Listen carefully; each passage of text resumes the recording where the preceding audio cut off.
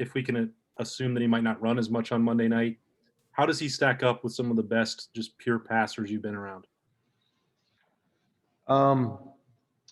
You know, and I've been around some guys, and I've coached the position, although never having played quarterback. I don't know if I'm an expert on the throw part of it.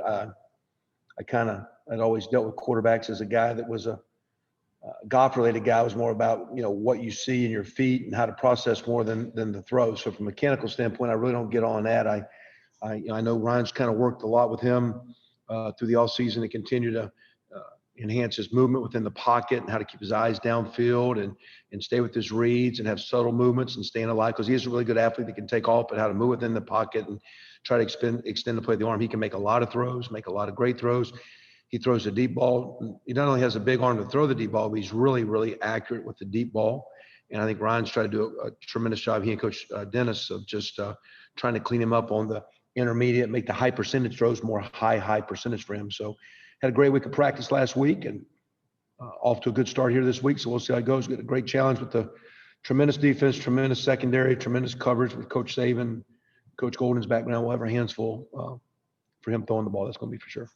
He also throws the ball when protection's good, you know, and that'll be a challenge with Alabama as well. So, but he can make all the throws, and at the same time, as talented he is, I think he's scratching the surface. He has a bright future in this game.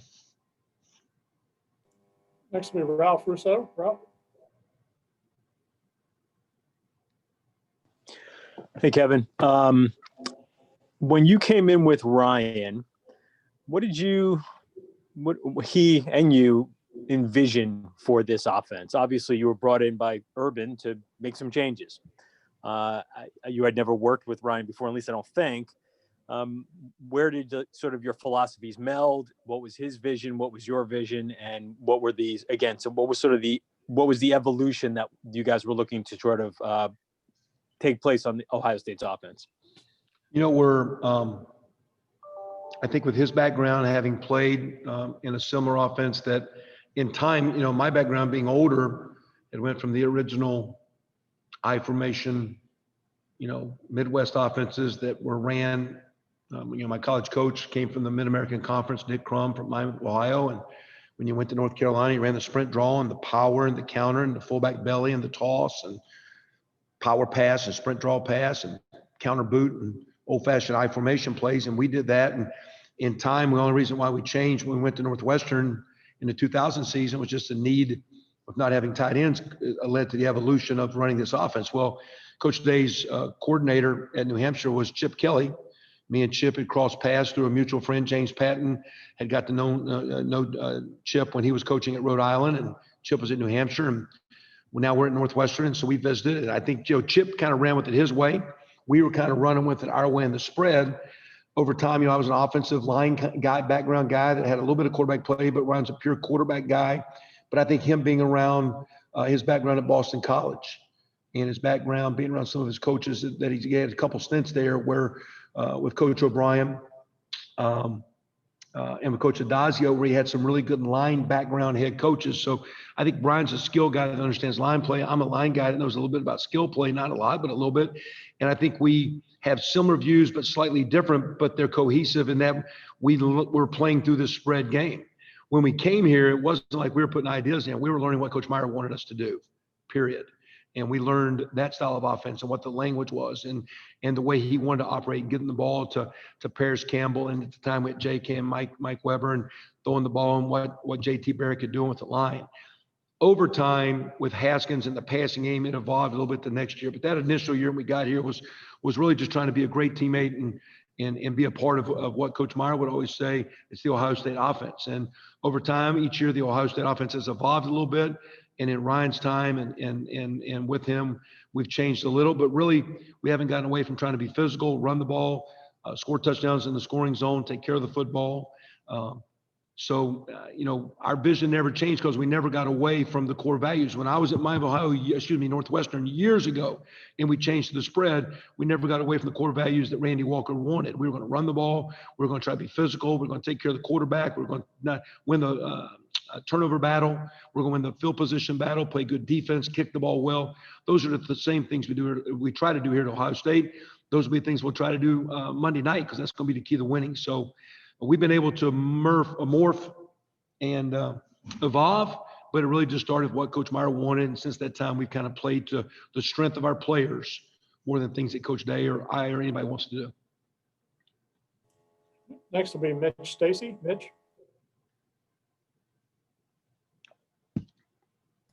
Okay, gotcha. Hi, Kevin. I wanted to ask you about Patrick Surtain. He's maybe the best defensive player in the country. Just wondered what challenges he poses to you guys, and what you have in your bag of tricks to try to neutralize that guy. Well, his thing is of course, then they can do many different things with their coverages and adjustments, but in reality, he's such a great cover guy that basically you put an X on that guy because he's covered up, locked down a lot.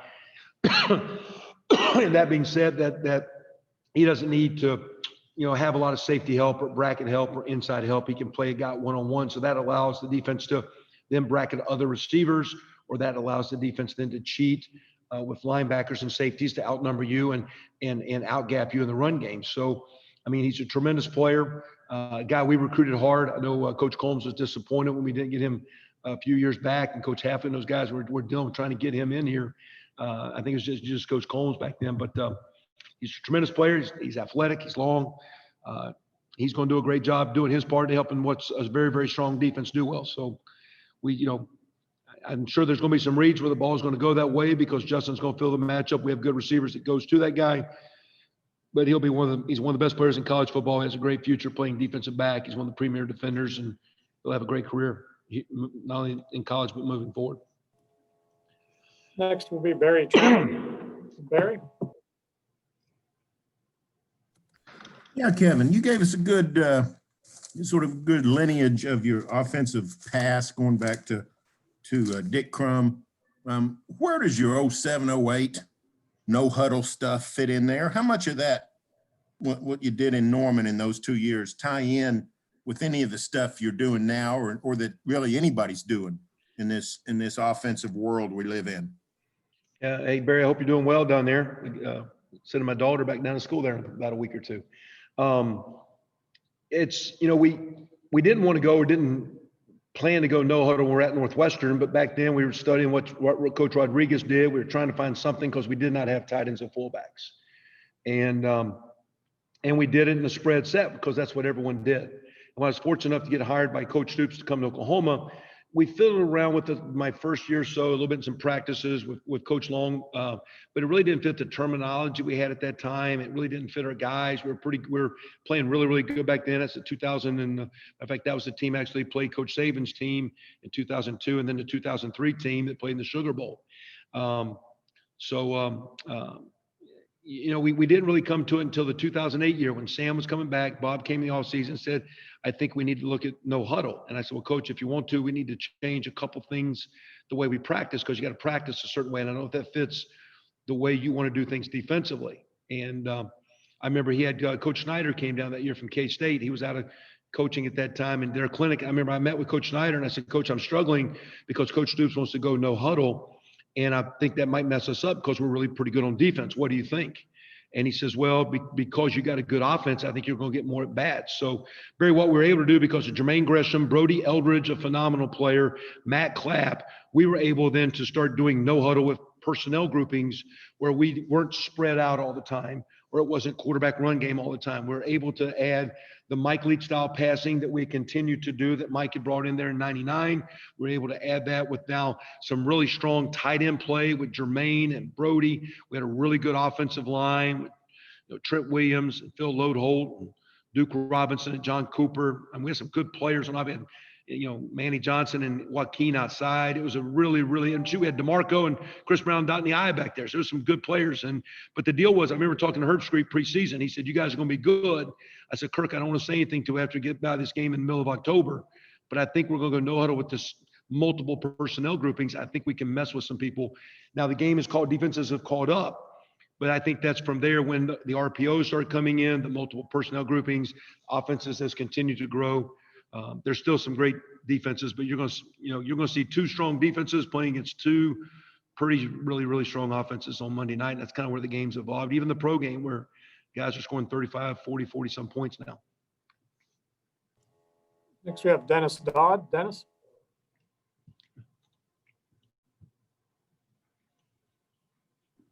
Hey, Kevin. I wonder, a lot's been said about Justin's guts and, taking the shot to the ribs during that game against Clemson. I wonder if you could portray from your perspective how that went with him playing with it. And then what was the difference between what Northwestern did to you guys and, why Justin and the offense prospered so much against Clemson? Different defenses. Northwestern's, they played well in their bowl game against Auburn. I think they won 35-18 or 19. That really good season. They're, a little bit different, not as multiple with pressures or looks as Clemson, but they were, Coach Hankwich is in his own way different, but a great coordinator and had a great run up there. And so, they were able to keep the ball in front of them. We had a couple of receivers out that maybe threw our timing out a little bit of whack. I think as much as anything, I think after a couple losses, it just looked like last week, Coach Day was able to, the last 2 weeks prior to that Clemson game, was able just to get Justin to settle down and get his eyes back where they need to be and not force plays and take what's there and trust what's there. And we're able to have some success in the running game. As the running game got going well, it was able to complement the pass game, and that was that game. This is a different game. It's going to be hard to run on these guys. They're strong and stout and keep our balance, but we got to find a way to keep the chains on schedule and try to find a way to get some first downs and try to find a way to get Justin going. In the game, when he took the hit, it was a big hit. And all we thought after that was, if he could go, we need to be very smart because, you're going to do a bunch of QB runs after that. And he was able to, I guess, come back and play. I don't know the conversations that he and Coach Day had, other than we just try to be really smart with the decisions we put. We still able to throw the ball. I think he showed a year ago, he took a pretty good hit and took a low injury in a rival game up north and came out and made one of the best plays of his life the next play after coming off that deal. So, he's been able to fight through some adversity, and he's a very good player, and he's a tough player. And I think it's just his DNA and his makeup, it looks like. Next will be Bill Rabinowitz. Bill?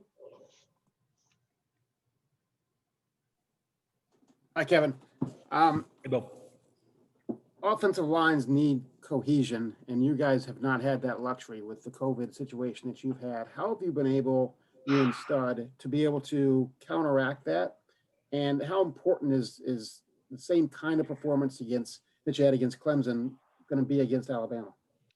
I don't know. I mean, we missed some of those games. We lose the Maryland game, then we lose our Illinois game, and then we lose our rival game. So we're kind of going every other week. But every day, this has always been a great practice outfit. Our Tuesdays and Wednesdays, a lot of good on good, whether it be individual periods, group periods, inside run periods, team periods.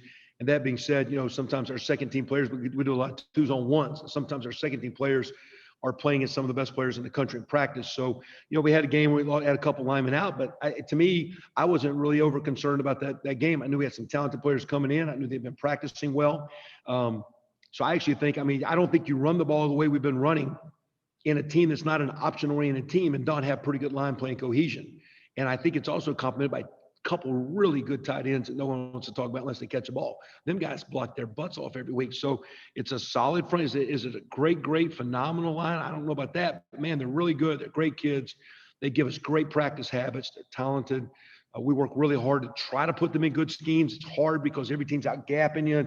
Tough thing in college ball. 1 week it's this scheme, then it's that scheme. Then it's, every week it's different schemes. But Coach Stud does a great job. Those linemen are really playing solid. To me, you don't know if it's a good line to the end of the year, and you can look back and see what you did. So we'll wait the Monday night to see how good a line it is. And they're going to get their strongest test Monday night with Alabama's front because they're the best we've seen. But I got a lot of respect for our Coach Stud. I got a lot of respect for the O-line, and I appreciate that our group at tight end can complement and help those guys. And then with that, Trey makes the plays, Justin makes the plays. But without those cats up front, it wouldn't be the offense that we have. Next we have Sam Kahn. Sam?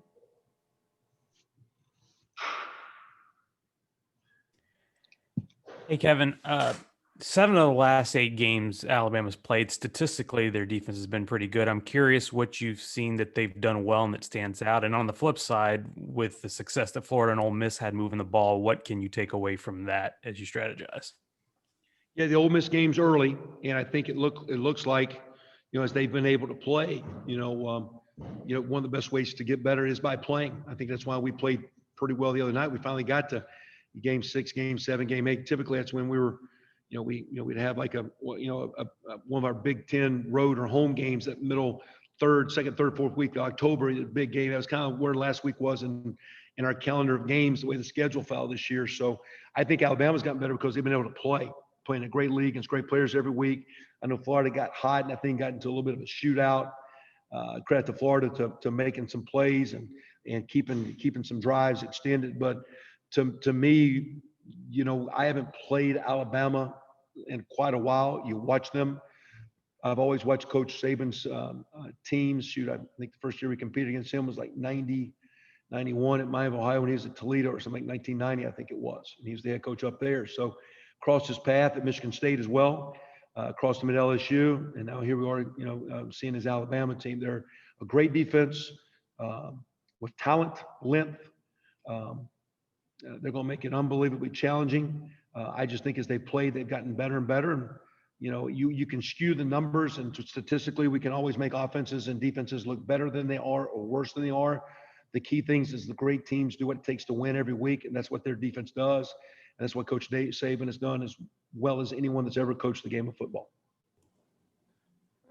We have time for one more. Nathan Baird. Nathan? Hey, Kevin, I was talking to some people around Thayer Munford the other night, and they were mentioning this meeting I think you and Stud had with him late in the recruiting process. You were having him kind of go through some offensive stuff. What do you remember about that meeting? And just what perspective do you have now on the accomplishment of him getting to Ohio State, getting through this season or getting through his career, but then also the season he's had?